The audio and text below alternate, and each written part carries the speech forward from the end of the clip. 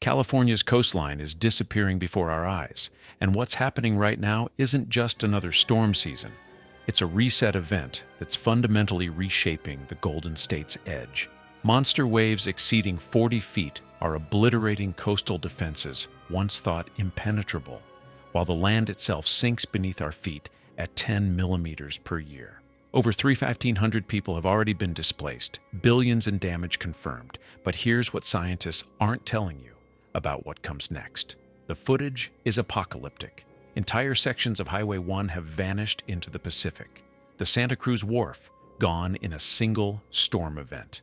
Homes ripped from their foundations and tossed like toys into churning waters that locals describe as constant explosions. This isn't weather. This is warfare between the ocean and the shore, and the ocean is winning. Over 200 water rescues have been conducted since this crisis began, with Coast Guard personnel pulling unconscious surfers from churning waters and evacuating families from rooftops minutes before their houses were swept away. 8 people remain missing. The death toll ranges from 2 to 14 fatalities directly attributed to these monster waves, with 63 reported injuries from people swept off piers or slammed against rocks. But here's what makes this different from every other coastal disaster you've witnessed. This isn't an isolated event. It's a slow-motion catastrophe that's been building for years, accelerated by forces most people can't even see. While emergency responders battle 25 to 40-foot waves supercharged by Pacific storms, the real enemy is invisible. The land itself is sinking. Coastal subsidence is occurring at rates that have scientists rewriting their worst-case scenarios. Some areas have lost 75% of their protective beach width over just the past decade. The seawalls and coastal defenses that communities trusted to protect them are crumbling like paper because they were built for a coastline that no longer exists. Governor Gavin Newsom has declared states of emergency for coastal counties, mobilizing the California National Guard for search and rescue operations. Over $500 million in federal funding is being requested, but that's just for immediate response. The real question isn't how much this will cost. It's whether we can afford to keep fighting the ocean at all. What you're witnessing is a perfect storm of geological forces that scientists are calling unprecedented. The monster waves aren't just bigger. They're carrying 2 to 3 times more energy than typical winter storms, hitting a coastline that's literally dissolving beneath the surface. Here's the terrifying physics. Intensifying Pacific storms generate massive swells that get amplified by record-breaking king tides. But the real killer is what's happening underground. Coastal subsidence caused by groundwater extraction and tectonic activity is dropping the land at rates up to 10 millimeters per year. That's nearly half an inch annually. It doesn't sound like much until you realize that every millimeter of sinking land is equivalent to several millimeters of sea level rise in terms of flooding impact. The wave heights recorded exceed anything in recent memory. 40-foot monsters that dwarf the devastating 1982-83 El Niño storms. But wave height tells only part of the story. Wave energy is exponential, meaning a 40-foot wave carries 4 times the destructive power of a 20-foot wave. When that energy meets a coastline that's sinking into itself, the result is catastrophic amplification. The subsidence isn't uniform. It's creating a patchwork of vulnerability where some neighborhoods drop faster than others. Areas that were safe behind seawalls last year are now below the high tide line. Flood maps that took years to develop are obsolete before they're published because the fundamental geography is changing faster than bureaucracy can track. Think about this. Every storm that hits California now is hitting a different coastline than the one that came before. The beach you walked on last summer might be 10 feet, 3 meters narrower today. The seawall that protected your neighborhood might now be built on sand that's 6 inches, 15 centimeters lower than when it was constructed. What does this mean for the next storm? Stay with me, because what happens next will determine whether coastal California survives the decade. The wave just came out of nowhere, Michael S. tells rescue workers after being pulled from the surf in Santa Cruz. One minute I was walking on the beach, the next I was being pulled under. I thought I was going to die. Elizabeth Kay has lived in her Pacifica home for 50 years. She's weathered every storm, every high tide, every winter the Pacific could throw at her house. "We've never seen anything like this," she says, watching waves crash against her living room window. The waves are coming right up to our front door. In Capitola, A business owner watches helplessly as their family shop. 3 generations of memories and livelihood get swallowed by a 30-foot wall of water.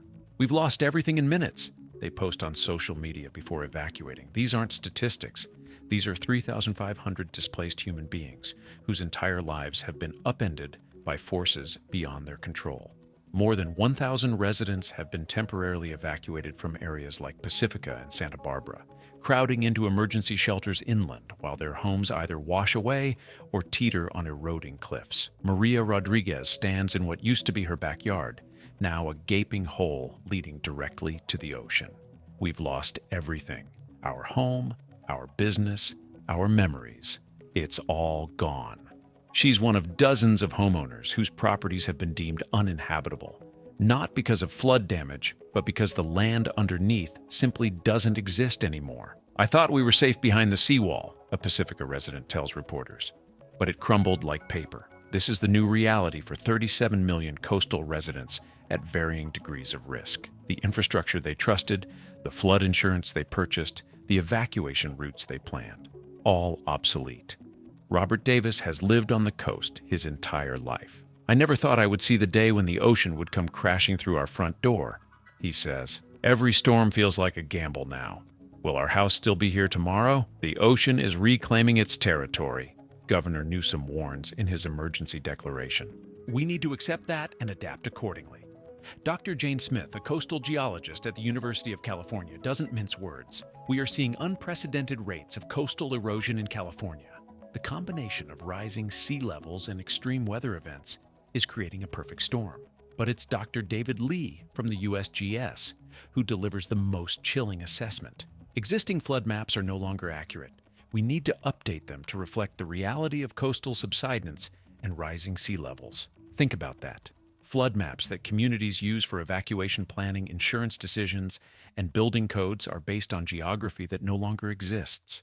A climate researcher from the Scripps Institution of Oceanography puts it bluntly: this is a reset event for California's coast. We either adapt or lose everything. NOAA scientists are recording wave energy levels they haven't seen in decades. This is a new normal, one researcher confirms, not a temporary crisis, a permanent shift in how the Pacific interacts with California's shore. The risk assessment is stark. Scientists warn that up to 70% of California beaches could disappear by 2100, with some coastal communities potentially becoming uninhabitable within decades. Recovery timelines remain uncertain, heavily dependent on funding, and the implementation of adaptation strategies that may include the unthinkable: strategic retreat. Here's what's terrifying: this isn't getting better. Weather experts warn that weak La Niña conditions are ending, signaling new El Niño phases that could bring even more intense storms and higher sea levels. The approaching El Niño weather pattern threatens to supercharge the existing crisis just as communities are trying to recover.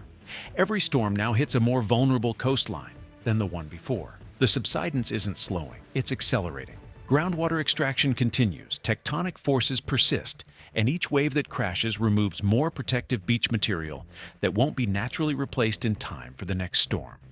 The cascading effects are already visible. Saltwater is intruding into freshwater aquifer systems, threatening drinking water supplies. Saturated soil conditions from repeated flooding increase landslide and mudslide risks. Infrastructure weakened by one storm becomes exponentially more vulnerable to the next. Consider this pattern. A seawall built to withstand 20-foot waves suddenly faces 30-foot waves hitting ground that's 6 inches lower than when the wall was constructed. The wall fails, exposing the area behind it to the next storm. Temporary repairs are made, but the land continues sinking, making those repairs inadequate before they're completed. One geologist warns on social media, "This isn't just a storm, it's a warning. Our coast is sinking, and we're not prepared." The psychological impact compounds with each event. People have lost their homes, their livelihoods, and their sense of security, reports a disaster mental health therapist. What happens when the next storm hits? The answer will reshape how America thinks about coastal living. Stay with me. The 1982-83 El Niño storms serve as a chilling preview of our current crisis. Those storms caused over $100 million in damages in inflation-adjusted dollars, but they hit a coastline that was higher, wider, and protected by intact beach systems. The 1997-98 El Niño events resulted in significant coastal erosion, but again, the underlying land was stable. What makes today's crisis unprecedented isn't just the wave height, it's that the same intensity storms are now hitting a coastline that's fundamentally compromised. The December 2024 storms that killed one person as massive waves pounded the California coast were a warning shot for what's happening now. The statistical rarity of current conditions has experts estimating a return period of 100 to 200 years for this specific combination of extreme wave heights, record high tides, and accelerating coastal subsidence occurring simultaneously. Right now, as you watch this, the threat level remains critical. Additional storm systems are approaching the Pacific coast, and each one poses an exponentially greater risk than the last because the coastline continues deteriorating between events. Highway 1 remains severed in multiple locations, cutting off entire coastal communities from evacuation routes and emergency services. The Santa Cruz Wharf destruction isn't just property damage. It's the elimination of a critical piece of coastal infrastructure that took decades to build and can't be quickly replaced. Are you prepared for what scientists are calling the new normal? More than 50 homes in Santa Cruz County alone have been deemed uninhabitable, but that number represents just the beginning. Structural engineers are racing to assess thousands of additional properties as the ground beneath them literally shifts. The economic impact projections range from $5 to $50 billion, but those numbers become meaningless when entire communities face the possibility of permanent displacement. Infrastructure damage has already exceeded $2.3 billion, and that's with many areas still inaccessible for full assessment. Captain John Smith of the Coast Guard puts it starkly: "We're doing everything we can to rescue people and provide assistance, but the scale of this disaster is overwhelming." The scenarios ahead range from managed adaptation to complete coastal abandonment. Urban planners are already discussing what was once unthinkable: strategic retreat from the most vulnerable coastline areas. "We can't keep rebuilding in the same spots," warns one urban planner. Strategic retreat might be our only option. A coastal engineer echoes this sentiment. "Temporary fixes won't cut it anymore. We need to rethink living on the edge of the ocean." But retreat means more than moving houses. It means abandoning billions of dollars in infrastructure, rewriting zoning laws, and fundamentally altering California's identity as a coastal state. The psychological impact of such decisions could reshape American attitudes toward climate adaptation nationwide. If current subsidence rates continue, some areas could drop an additional 4 to 6 inches over the next decade, making them permanently below high tide levels. Combined with projected sea level rise of 3.4 millimeters per year globally, the math becomes inescapable. Certain coastal areas are becoming uninhabitable regardless of engineering solutions. The alternative scenarios aren't less dramatic. Massive seawall construction could cost tens of billions and still prove inadequate if subsidence continues. Beach nourishment projects would require constant sand replacement on a scale never attempted. Floating communities and elevated infrastructure represent technological solutions that remain largely theoretical. Whatever path California chooses will establish precedents for coastal communities worldwide facing similar threats. Here's what keeps coastal scientists awake at night. Subsidence is the silent killer that's making every storm exponentially worse, and there's no quick solution. Subsidence is the silent killer, confirms one environmental scientist. It's making every storm worse and no one's talking about it. The land continues sinking even between storms. While communities focus on rebuilding seawalls and repairing infrastructure, the ground beneath their feet drops another fraction of an inch each month. By the time the next major storm arrives, all those repairs will be inadequate for conditions that didn't exist when construction began. Conservationist Paul Williams delivers the ultimate warning. We must act now to protect our coastline for future generations, or accept that we may have to abandon parts of it forever. The approaching El Niño conditions could bring storm systems that dwarf what we witnessed so far. If 40-foot waves cause this level of destruction, what happens when 50 or 60-foot waves hit coastline that's continued sinking for months or years? The fundamental question remains unanswered. Is California's coast savable, or are we witnessing the beginning of the end for coastal living as we know it? The land keeps sinking.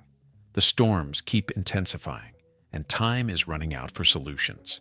California's coastline will never be the same. The question isn't whether this crisis will end. It's how much more we'll lose before we accept that the ocean is reclaiming its territory. Subscribe and hit that notification bell, because this story is far from over, and what happens next will determine the future of coastal America.